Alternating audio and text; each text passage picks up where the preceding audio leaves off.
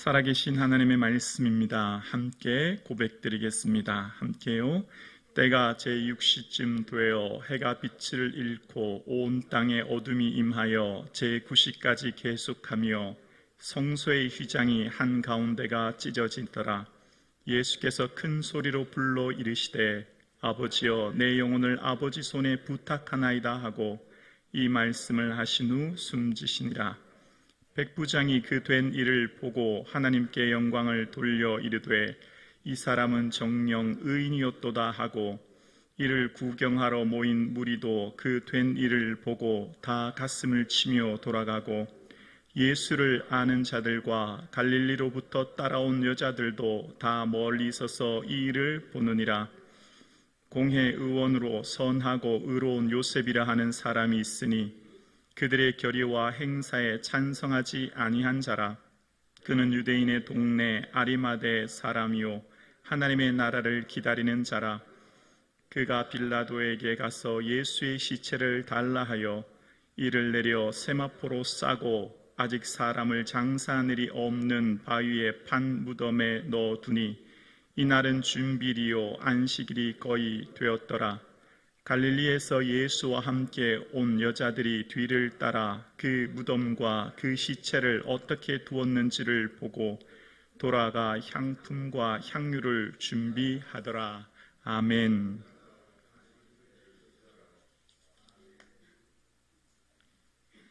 네, 제가 잘 읽은 거 맞죠? 틀렸나요? 그랬나요? 네. 예수님 많이 사랑하는 성북중앙교회 온 성도님들 되기를 진심으로 소원합니다. 아멘.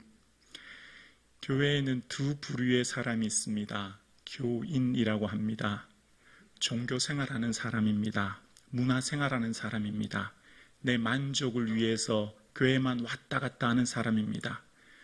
타 종교인들과 특별하게 다를 것 없는 삶을 사람들, 흔히 교인이라고 합니다. 성도라고 하는 사람이 있습니다. 거룩한 삶을 살기 위해 하나님의 뜻을 이루기 위해 애를 쓰며 성화의 삶을 살아가는 사람들을 성도라고 합니다. 교회는 반드시 두 부류의 사람으로 나뉘어집니다. 나는 교인인가, 나는 성도인가 늘 고민해야 합니다. 교인과 성도의 중요한 기준이 있습니다. 첫 번째는 십자가를 경험했는가입니다. 여러분, 십자가가 여러분에게 얼마나 가치 있습니까? 여러분의 삶에 있어서 십자가는 어떤 의미가 있습니까? 십자가의 그 감격과 눈물, 십자가의 은혜로 인하여서 감동이 되며 그 은혜를 인하여 너무나 귀한 삶 가운데 살고 계십니까? 두 번째는 십자가가 나를 위한 것인가, 남을 위한 것인가입니다. 십자가를 생각할 때 나를 위한 그 십자가를 기억하게 되어지면 나도 이제 예수님 위에 내가 져야 할 십자가가 보이기 시작합니다. 나를 위한 십자가라고 믿어지면 이제 나도 예수님 가신 그 길 따라가기 위해 내 삶에 주어진 십자가 지고 주를 따르게 되는 겁니다. 세 번째는 2000년 전 예수님 십자가 사건은 예수님만 죽으신 것이 아니라 예수님만 그 십자가에 달리신 것이 아니라 나도 그 십자가에 달렸음을 깨닫게 되는 것입니다. 내가 그리스도와 함께 십자가에 못 박혔나니 그런즉 이제는 내가 산 것이 아니요 고백하게 됩니다. 2000년 전 예수 그리스도만 홀로 십자가에 달리신 것이 아니라 이제 나도 그 현장에 십자가에 달렸으므로 이제 더 이상 나를 위해 살지 않습니다. 나의 의, 나의 명예, 나의 권위, 나의 자존심 다 깨어지고 부서져서 내려놓게 됩니다. 그래서 어떻게 됩니까? 고난을 통과하게 됩니다. 어떤 고난이 와도 이겨내고 통과하는 믿음을 갖게 됩니다. 여기서부터 진짜 믿음인가 가짜 믿음인가가 가려집니다. 가짜 믿음은 고난이 오면 다 도망갑니다. 벗어버립니다. 제자들이 그랬습니다. 십자가 앞에 제자들 어느 하나 남지 않고 모두가 다 도망가 버렸지만 참 믿음은 그 십자가를 통과하는 믿음인 것을 깨닫게 됐죠. 성경에 등장하는 많은 사람들은 결핍, 그러니까 장애, 가난, 질병 때문에 예수님을 쫓았습니다. 모든 무리들은 다 자신들의 소원과 만족을 위해 예수님을 쫓았고 자신들의 힘으로 할 수 없는 귀신 들림, 몸의 장애, 육체의 질병, 그 가난을 해결하기 위해 모두가 다 예수를 쫓았고 그 필요를 채우기 위해 예수를 쫓았던 사람들은 결국 십자가 앞에 다 뿔뿔이 흩어지고 도망가고 오히려 예수를 십자가에 못 박으라고 소리치는 자들 뿐이었습니다. 그러나 오늘 본문에 등장하는 한 사람이 있습니다. 아리마대 요셉이라고 하는 사람인데요. 공회의원이라고 이야기합니다. 이 시대에 공회의원은 이스라엘의 상위 1%에 속하는 특권층입니다. 당시 랍비문은 미시나 사내들인 자료를 보면 예루살렘의 사내들인 숫자는 71명, 지방 사내들인 의원은 23명으로 종교와 사회와 문화의 모든 최고 결의를 가진 권위자들이라고 이야기합니다. 물론 이 자료는 주 200년 자료이기 때문에 그전은 정확한 숫자는 알 수 없지만 대략 매우 소수의 특권층임을 알 수 있는 겁니다. 특히 오늘 본문에 등장하지 않지만 마태 그를 아리마대 부자 요셉이라고 하는 것으로 보아 그는 상당한 재물과 부를 소유한 것을 알 수 있습니다. 오늘 본문에 또한 나와 있지 않지만 마가복음에는 존경받는 공의원이라는 표현으로 보아 모든 명예를 가진 사람으로 알 수 있습니다. 부, 명예, 권력, 상위 1%의 완벽한 사람, 어느 것 하나 부족함이 없는 결핍이 없는 사람, 그에게는 예수 그리스도가 없어도 살아갈 수 있는 사람이었습니다. 성경의 모든 사람들은 예수 그리스도가 있어야만 생존할 수 있었기에 예수를 쫓았지만 아리마대 요셉은 예수 그리스도가 없어도 인생을 사는데 아무런 문제가 없습니다. 아니, 오히려 내가 내 삶을 누리는데 방해가 될 뿐이지요. 여러분, 우리의 삶의 진정한 믿음의 삶을 사는 데 있어서 어떤 사람이 신앙생활하기가 더 어려울까요? 고난은 믿음으로 뚫고 나갈 수 있어요. 그런데 성공 이후가 더 문제입니다. 모든 것을 누릴 때, 모든 것이 완벽할 때, 모든 것이 부족함이 없을 때 주를 따르는 것은요, 굉장히 어려운 겁니다. 여러분, 우리는 복음서를 통해 많이 보지 않습니까? 재산을 팔아 가난한 자에게 주라고 할 때 근심하며 돌아갔던 사람들 말입니다.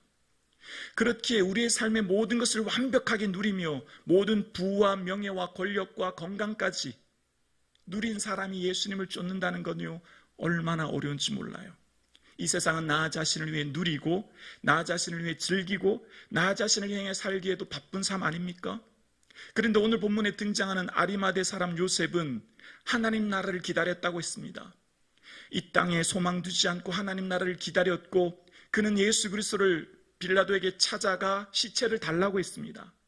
자신이 평생 쌓아놓은 모든 것이 하루아침에 무너질 수 있는 불이익을 당할 수 있어요.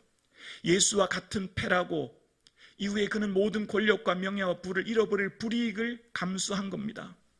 그리고 그는 그가 가진 무덤, 자기와 가족 묘를 예수께 내어드립니다. 오늘 본문에 등장한 아리마대의 사람 요셉, 어쩌면 성경에서 찾아보기 드문, 어쩌면 이렇게 모든 것을 갖춘 사람이 예수님을 쫓기 힘든 그가 주님을 쫓고 찾았음을 보게 되어집니다. 사실 그는 얼마 전까지 예수 그리스도를 시인하는 자마다 출교를 결의했기 때문에 요한복음에 보면 아리마대 사람 요셉은 예수의 제자이나 유대인이 두려워 그것을 숨기더니라고 했습니다. 그도 아마 많이 갈등했던 것 같아요. 그도 아마 고민했던 것 같습니다. 내 믿음 드러내면 하루아침에 내 모든 것 잃어버릴 수 있다라고 하는 것 고민하며 걱정했던 것 같아요. 그러나 아리마대 사람 요셉은 예수 그리스도의 십자가 앞에서 그 십자가의 능력과 가치를 깨닫고 발견했고 예수 그리스도를 통해서 하나님 나라의 가치를 깨닫게 되었습니다. 하나님 나라가 새롭게 보여지고 하나님 나라가 가치 있게 보여지어서 하나님 나라 위에 사는 저와 여러분 되기를 주의 이름으로 축원합니다. 그럴 때 우리의 삶에 보여지는 것이 바로 십자가가 얼마나 가치 있음을 알게 되어지며 그럴 때 이제 내가 져야 될 십자가가 보여지게 되고요. 그래서 우리의 삶의 신앙의 경주인 인내로서 우리 앞에 당한 경주를 경주하게 되는 겁니다. 여러분, 이 새벽 우리가 오늘 예배드리는 중요한 이유 중 하나는 십자가의 가치를 재발견하는 것입니다. 하나님 나라의 가치를 재발견하는 겁니다. 이 세상에서 가장 가치 있는 것이 십자가요.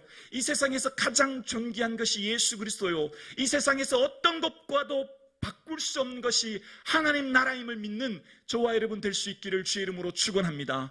여러분, 우리의 삶에 가장 중요하고 가장 소중한 것은 바로 예수 그리스도이십니다.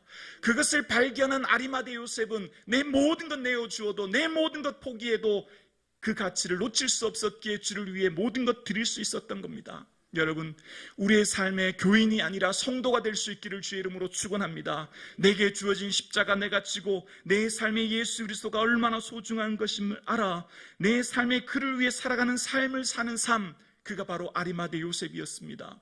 여러분, 예수님의 십자가, 여러분 인생에 있어서 출생과 죽음이라고 하는 장래가 얼마나 중요합니까?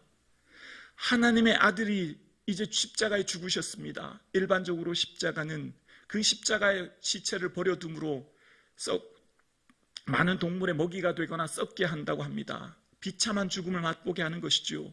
그런데 모든 제자들이 도망가 버렸습니다. 그러나 그때 준비한 사람이 바로 아리마대 요셉이었습니다. 그가 총독에게 찾아가 주의 예수님의 시체를 구하여 장례를 치르게 된 것이죠. 아리마대 요셉이 아니었다면 아마 쉽게 그 시체를 내어주지 않았을 겁니다. 이후에 여인들이 등장하지요. 여인들은 향품을 준비합니다. 향료와 향품을 준비해서 장례를 준비합니다. 여인들이 총독에게 찾아가 시체를 달라고 할 수도 없을 뿐더러 한다고 해도 주지 않았을 것입니다. 하나님의 준비한 한 사람이 바로 아리마대 사람 요셉이었습니다. 그의 공의 의원이라고 하는 특권과 권위로 총독에게 요구하였고, 그래서 그를 통해 주님의 장례가 예비된 것이죠.